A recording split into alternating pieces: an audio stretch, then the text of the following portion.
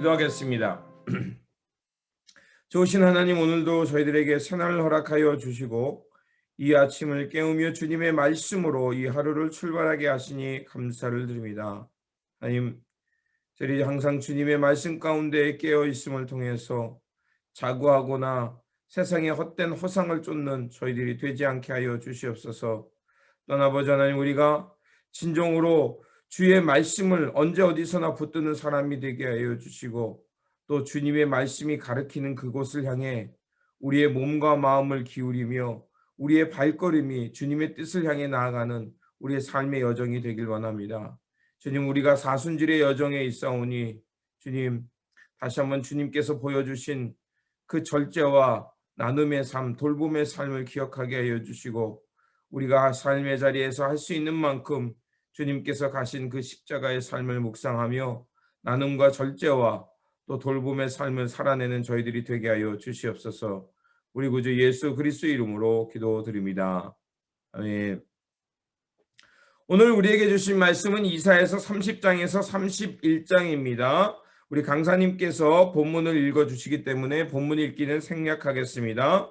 그리고 우리에게 말씀을 전해주실 목사님은 사바나 교회를 섬기고 계시는 박진원 목사님이십니다. 목사님께서 말씀 증거해 주실 때 또 많은 은혜 받으시기를 부탁을 드립니다.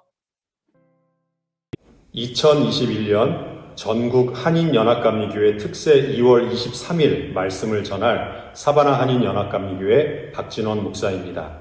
오늘 말씀은 이사야 30장 15절에서 24절까지 말씀입니다. 제가 봉독해 드리겠습니다. 주 여호와 이스라엘의 거룩하신 이가 이같이 말씀하시되 너희가 돌이켜 조용히 있어야 구원을 얻을 것이요 잠잠하고 신뢰하여야 힘을 얻을 것이거늘 너희가 원하지 아니하고 이르기를 아니라 우리가 말 타고 도망하리라 하였으므로 너희가 도망할 것이요 또 이르기를 우리가 빠른 짐승을 타리라 하였으므로 너희를 쫓는 자들이 빠르리니 한 사람이 꾸짖은즉 1000사람이 도망하겠고 5이 꾸짖은즉 너희가 다 도망하고 너희 남은 자는 겨우 산 꼭대기에 깃대 같겠고 산마루 위에 기치 같으리라 하셨느니라. 그러나 여호와께서 기다리시나니 이는 너희에게 은혜를 베풀려 하심이요 일어나시리니 이는 너희를 긍휼히 여기려 하심이라. 대저 여호와는 정의의 하나님이심이라. 그를 기다리는 자마다 복이 있도다. 시온에 거주하며 예루살렘에 거주하는 백성아, 너는 다시 통곡하지 아니할 것이라. 그가 내 부르짖는 소리로 말미암아 내게 은혜를 베푸시되 그가 들으실 때에 내게 응답하시리라. 주께서 너희에게 환난의 떡과 고생의 물을 주시나 내 스승은 다시 숨기지 아니하시리니 내 눈이 내 스승을 볼 것이며 너희가 오른쪽으로 치우치든지 왼쪽으로 치우치든지 내 뒤에서 말소리가 내 귀에 들려 이르기를 이것이 바른 길이니 너희는 이리로 가라 할 것이며 또 너희가 너희 조각한 우상에 입힌 은과 부어 만든 우상에 올린 금을 더럽게 하여 불결한 물건을 던짐같이 던지며 이르기를 나가라 하리라. 내가 땅에 뿌린 종자에 주께서 비를 주사 땅이 먹을 것을 내며 곡식이 풍성하고 기름지게 하실 것이며 그날에 내 가축이 광활한 목장에서 먹을 것이요 밭 가는 소와 어린 나귀도 키와 새스랑으로 까부르고 맛있게 한 먹이를 먹을 것이며. 오늘은 이사야 30장 31장에 나오는 본문을 가지고 애굽을 의지하지 말라라는 제목으로 말씀을 나누려고 합니다. 먼저 이사야 30장 15절의 말씀을 보면 하나님을 주 여호와 이스라엘의 거룩하신 이가라고 굉장히 하나님을 길게 표현하고 있습니다. 하나님이 무슨 말씀을 이제 하시게 되는데 굉장히 중요한 말씀을 하시게 될 것 같습니다. 주 여호와 이스라엘의 거룩하신 하나님께서 하신 매우 중요한 말씀은 너희가 돌이켜 조용히 있어야 구원을 얻을 것이다. 잠잠하고 신뢰하여야 힘을 얻을 것이다입니다. 조용히 있으라. 잠잠히 있으라. 그리고 신뢰하라. 그래야 구원을 얻고 힘을 얻을 수 있습니다. 도대체 이스라엘 백성들이 어떤 행동을 했기에 주 여호와 이스라엘의 거룩하신 하나님께서 이스라엘 백성들을 향해서 조용히 있으라, 잠잠하라, 그리고 신뢰하라 이러한 말씀을 하셨을까요? 그 이유는 오늘 말씀의 제목대로 이스라엘 백성들이 하나님을 의지하지 않고 애굽을 의지했기 때문입니다. 이스라엘은 하나님의 백성입니다. 하나님의 백성은 당연히 하나님만을 의지해야 합니다. 하지만 이스라엘 백성들이 애굽을 의지했습니다. 하나님에 대한 믿음의 태도에 심각한 문제가 생기기 시작한 겁니다. 이스라엘 역사를 보면 북이스라엘도 남유다도 모두 멸망했습니다. 그들이 가진 힘이 약해서 멸망한 것이었을까요? 물론 이스라엘은 애굽이나 아수르, 바벨론과 같은 강대국에 비하면 매우 힘이 약한 나라였습니다. 하지만 이스라엘이 멸망한 이유는 그들이 힘이 없어서가 아니었습니다. 하나님에 대한 믿음의 태도 때문에 멸망한 것이었습니다. 오늘 본문은 그 사실을 정확하게 깨닫게 해줍니다. 15절에서 하나님이 말씀하십니다. 너희가 돌이켜 조용히 있어야 구원을 얻을 것이요 잠잠하고 신뢰하여야 힘을 얻을 것이거늘 너희가 원하지 아니하고. 하나님은 이사야 선지자를 통해서 이스라엘 백성들의 잘못된 신앙 자세, 잘못된 신앙의 태도를 지적하십니다. 하나님은 정말 정확하신 분입니다. 정확하고 분명하게 이스라엘 백성들의 잘못을 지적하십니다. 이사야 30장에서 하나님이 이스라엘 백성들을 부르실 때 사용하신 충격적인 명칭이 있습니다. 1절과 9절에 나오는 패역한 자식, 패역한 백성입니다. 하나님이 이스라엘을 향해서 패역한 자식, 패역한 백성이라고 부르십니다. 패역이라고 하는 단어의 사전적 정의는 일부러 도리에 어긋나게 행하는 이치에 거스르는 행위입니다.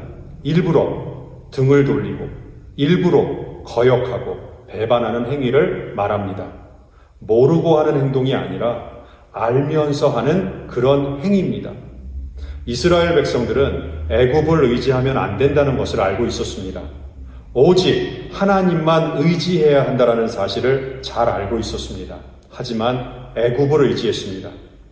그것이 잘못된 일인 줄 알면서, 그것이 하나님이 싫어하시는 일인 줄 알면서 애굽을 의지했습니다. 이스라엘 백성들이 애굽을 의지한 이유를 이사야 30장 2절에서 이렇게 설명합니다. 그들이 바로의 세력 안에서 스스로 강하려 하며 애굽의 그늘에 피하려 하여. 애굽의 바로를 의지하면 자신들도 강하게 될 줄 알았습니다. 스스로 강하게 하여 애굽의 그늘이 뜨거운 햇살을 피하게 해줄 줄 알았습니다. 애굽의 그늘에 피하려 하여. 그런데 애굽은 사실 썩은 동아줄이었습니다. 마치 종이 호랑이처럼 힘을 잃어버린 나라가 애굽이었습니다. 실제로 아수르가 유다를 공격했을 때 애굽은 하나도 도움이 되지 못했습니다. 이사야 30장 7절에서 정확하게 애굽의 상태를 이렇게 말합니다. 애굽의 도움은 헛되고 무익하니라. 그러므로 내가 애굽을 가만히 앉은 라합이라 일컬었느니라. 라합은 리워야단이나 악어와 같이 힘이 센 거대한 동물을 의미합니다. 바로 라합은 강대해 보이는 애굽을 의미합니다. 그런데 성경을 보면 가만히 앉은 라합이라고 기록하고 있습니다. 거대한 리워야단 라합이 가만히 앉아 있습니다.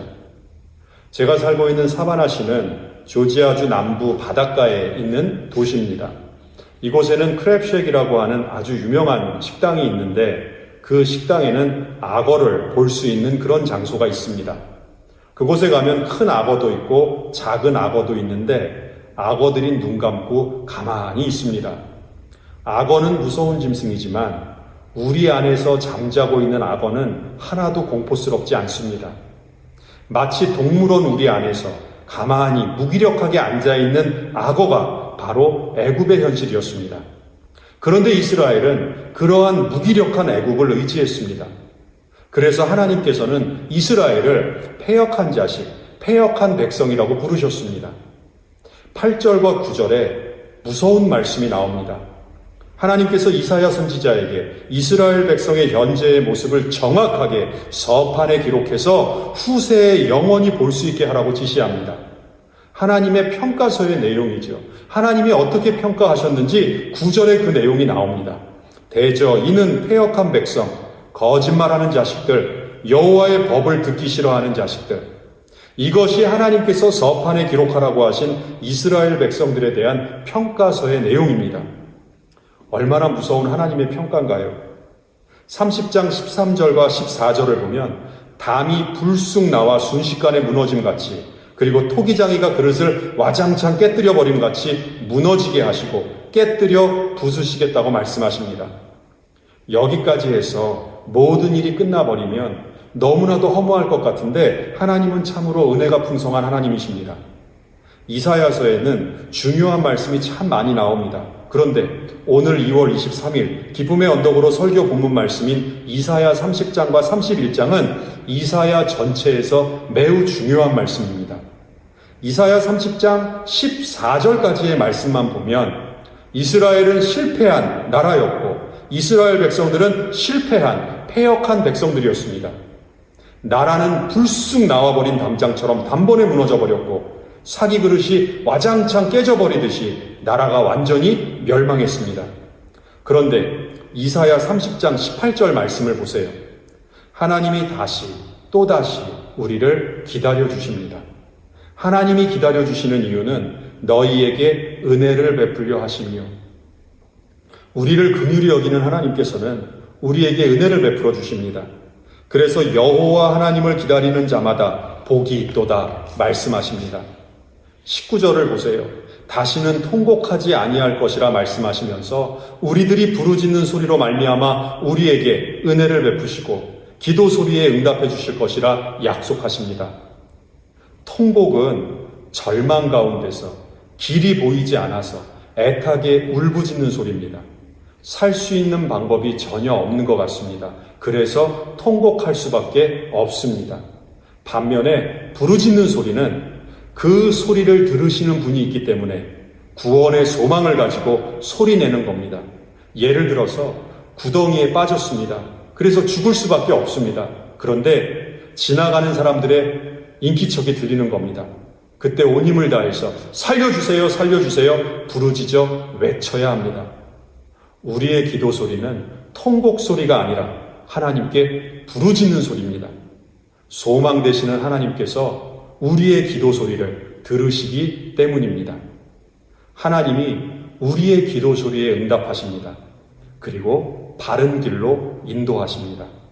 그리고 우상을 더 이상 의지하지 않을 때 하나님은 23절과 24절의 축복을 주십니다.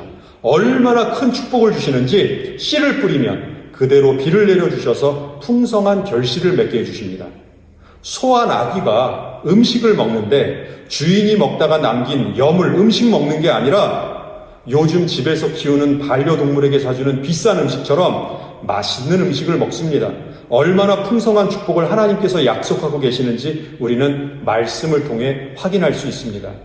그럼에도 불구하고 이스라엘은 이러한 하나님의 축복을 신뢰하지 못했습니다. 눈에 보이는 애굽을 의지했습니다. 마태복음 10장 16절 말씀에서 주님이 우리들에게 다음과 같은 말씀을 하셨습니다. 보라, 내가 너희를 보냄이 양을 이리 가운데로 보냄과 같도다. 주님께서 주님의 자녀들을 세상 가운데로 보내십니다.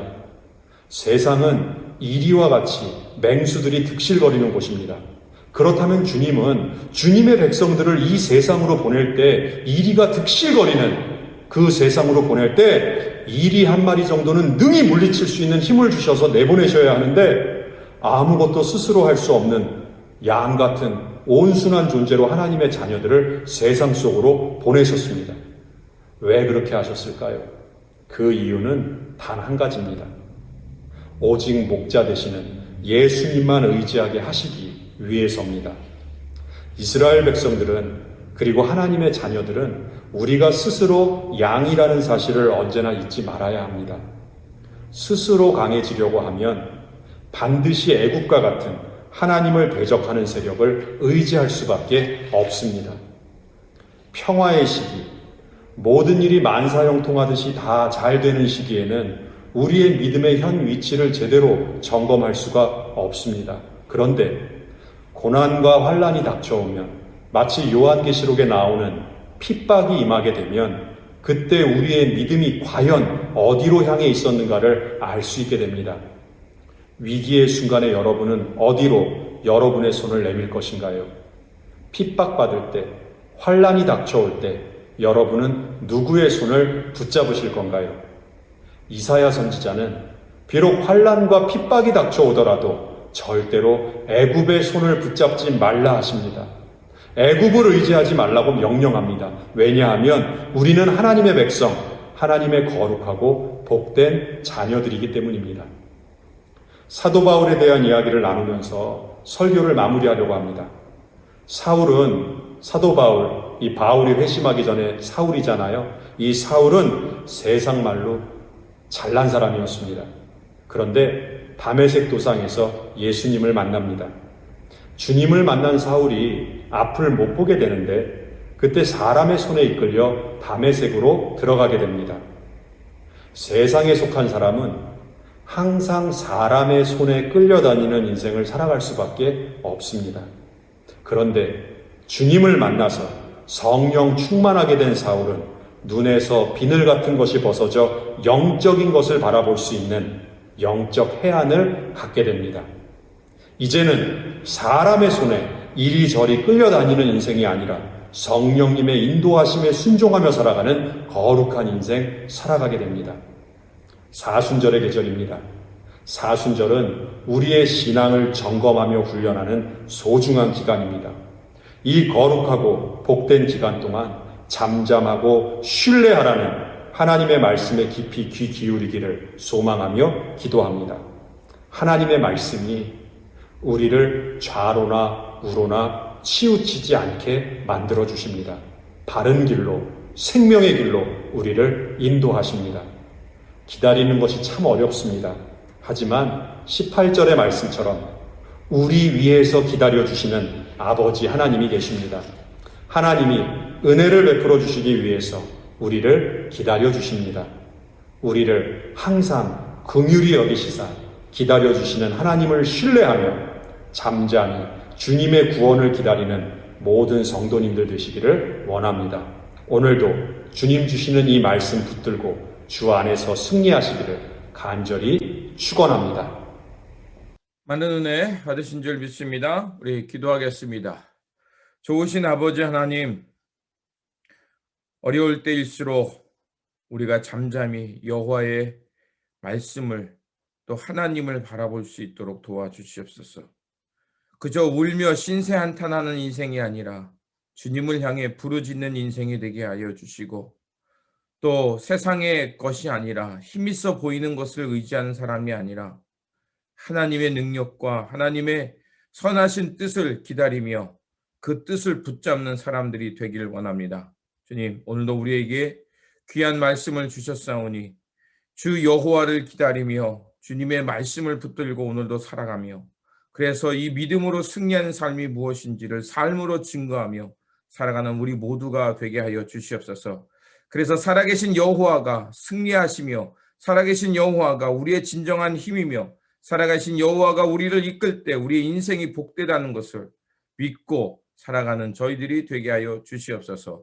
우리 구주 예수 그리스도의 이름으로 기도드립니다. 아멘. 오늘 우리에게 주신 말씀을 붙들고 살아간 한 날이 되시길 바라며, 다시 한번 오직 여호와만을 의지하며 또 여호와께서 이끄시는 그 삶을 향해 나아갈 수 있는 우리 모두가 될 수 있도록 함께 기도해 주시기 바랍니다. 주님의 평안이 함께 하시기 바랍니다.